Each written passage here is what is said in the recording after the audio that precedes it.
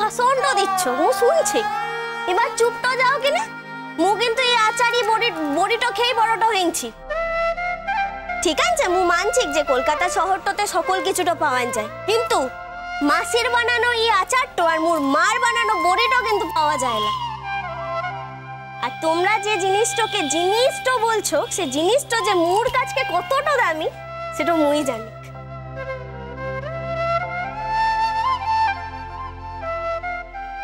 মিঠাই মু আসে কি, তুই সাবধানতে থাকিস।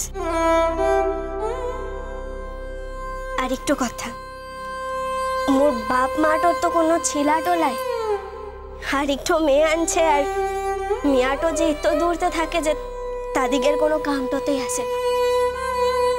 এখন কিন্তু এই ঘরে তুই মেয়া আর তুই ছেলা, তুদিগেরকে দেখে তো রাখিস কিনা, ওদিকের ভারটা মো তোর পড়তে দিয়ে নিশ্চিন্তে থাকুক। আর একটু কথা, যে তোমার কোলটোতে আসছে সে সেটা গেলে কিন্তু মুখে খবরটা দিবি। মোর ভাইপো ভাইজি যা হোক লাগে না, মুখে দেখে মানে ছুটে আসবো।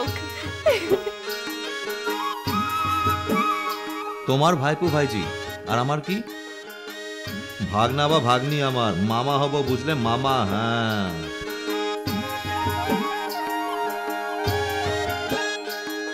যখনই জন্মাবে দৌড়ে চলে আসবো, আর তুমি একা আসবে এমন ভাবার কোনো কারণ নেই। আমি যখন তোমাকে নিয়ে আসবো তখনই তোমার আসা হবে। হ্যাঁ। আরে এই বগলো কি বলছে কি? হ্যাঁ, মোর ভাইপোটা বড় না ওর ভাগনাটা বড়? সত্যি কথা বলতে বাহা, ও ভাগনেটারই দাম বেশি। তুই এই কথা বলছিস? এই বাহা মঙ্গলু তো ঠিকই বলেছে। আরে ভাইপো ভাইজি বললে ও ভাইয়ের কোথায় সেটা যাবে, তার থেকে ভাগনা ভাগ্নি বুলাটো ভালো। আর মুরা তো সকলে জানি ও ভাগনা ভাগ্নি একটু হোক।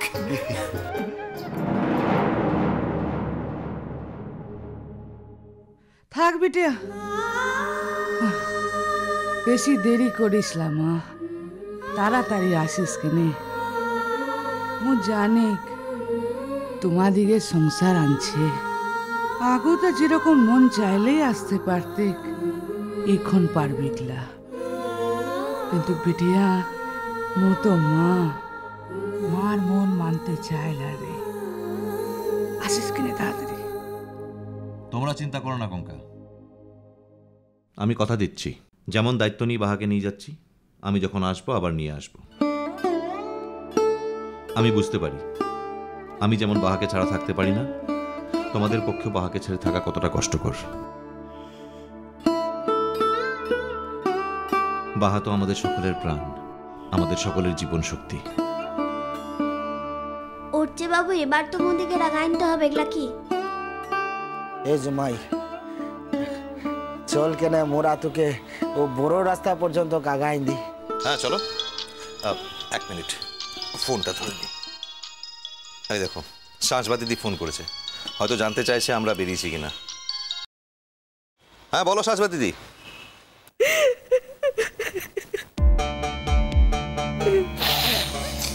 আরে সাঁঝবা দিদি, তুমি শুধু কাঁদছো কেন? বলো কি হয়েছে? দাদা ভাই কেমন আছে? তুমি কিছু না বলে কাঁদলে আমি বুঝবো কি করে, বলো তো? ভাইয়া, ভাইয়া তোমার দাদা ভাইকে হাসপাতালে ভর্তি করতে হয়েছে।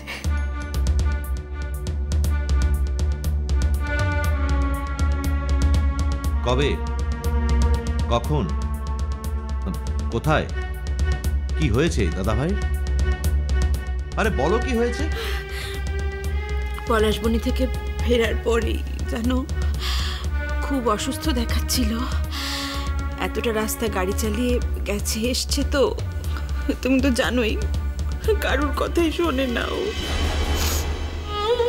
খুব ঝিমিয়েছিল, তারপরে ওই ড্রয়িং রুমে সকলের সঙ্গে বসেছিল, তারপর হঠাৎ দেখলাম সেন্সলেস হয়ে গেছে।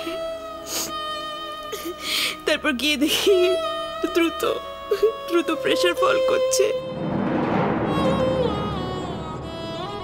পালস রেট কমে যাচ্ছিল আর গা হাত পা সব ঠান্ডা হয়ে গেছিল।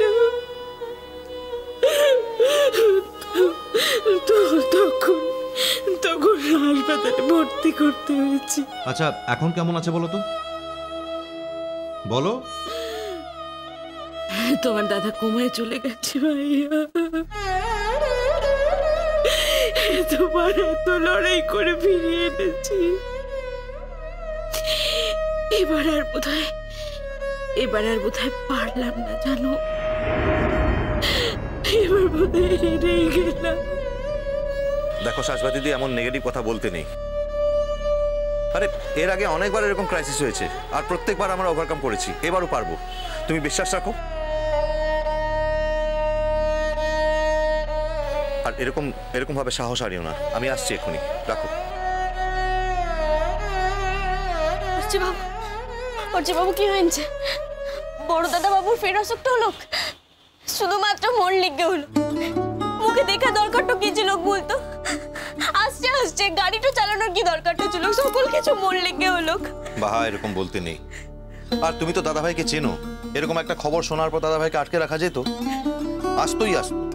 ওরকম একটা লোক যে সারা জীবন নিজের থেকে অন্যের জীবনের দাম বেশি দিয়ে এসছে, তোমার এরকম একটা খবর শোনার পর বাড়িতে রাখা যেত দাদাভাই? ঠিকই আসতো, চিন্তা করো না।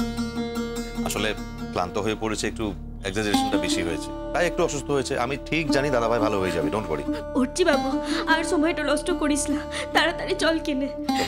জামাই বাপ, বলছিলাম কি মোরা যাবো তোর সঙ্গে? কিমনে যাবি? এবার তো তোদিকে জামাইটো বাইকটো করে এসেছে না, উঠ তো লালা রকম শক্ত হয়। লারে বাহা, মোরা আলাদাটা যাব। তোদের বিপদটাতে মোরা যদি কাজে লাগতে তো পারি তাহলে। না ধনা, এখনই লাগবে না, যখন দরকার হবে আমি ঠিক জানাবো। আমি জানি আমার কাছে লোক বলার অভাব নেই, আমার একটা ডাকে গোটা পলাশবাণী ভেঙে পড়বে ওখানে গিয়ে। আর এই জানাটাও যে কত বড় জানা তোমায় কি বলবো আমি দরকার হলে ঠিকই জানাবো। কঙ্কা, আমরা এগোই। জাম্মাই বাপ, তোর দাদার লিগে মো মারাং গুরুর কাছকে প্রার্থনা করবো রে, খুব ভালো হয়ে যাবে দেখিস। এত ভালো মানুষ, এই পৃথিবীতে লা থাকলে পৃথিবী চলে ভুল। কেঁদো না বাহা, দেখো এখনই ধৈর্য ধরালে চলে বলো? ধৈর্য রাখতে হবে তো, দাদাভাইয়ের কিচ্ছু হবে না, বলছি তো, আমার কথায় ভরসা রাখো। দাদাভাইয়ের মতো একটা মানুষ এখনো তো অনেক দিন বাঁচতে হবে পৃথিবীতে, তার যে অনেক কাজ বাকি এখনো। তুমি দেখো, আমার এই বিশ্বাসে অমর্যাদা ভগবান করবে না কিছুতেই। চলো এগোই আমরা, চল কিনে আসছি। মা।